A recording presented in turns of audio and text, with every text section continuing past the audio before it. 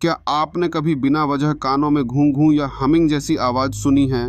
दुनिया भर में हजारों लोग दावा करते हैं कि वे एक रहस्यमयी आवाज सुनते हैं जिसे कहते हैं आधम घंटी, द हम साउंड। सबसे पहले 1970 के दशक में इंग्लैंड के शहर ब्रिस्टल में लोग शिकायत करने लगे कि रात को उन्हें गहरी भारी सी गूंज सुनाई देती है। सरकार ने जांच कराई, मशीनें बंद करवाईं, पर आवाज गायब नहीं हुई। इसके बाद वही आवाज अमेरिका के टाउस शहर, कनाडा और यहाँ तक कि भारत के कुछ हिस्सों में भी दर्ज की गई। हैरानी की बात यह है कि यह आवाज सबको नहीं सुनाई देती।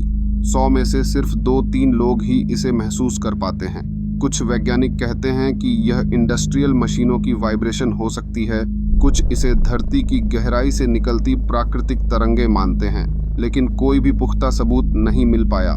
कई लोग इसे दूसरी दुनिया से आने वाला संकेत मानते हैं, तो कुछ का विश्वास है कि यह मानव दिमाग की एक अनजानी क्षमता है जो सिर्फ चुनिंदा लोगों को सुनाई देती है।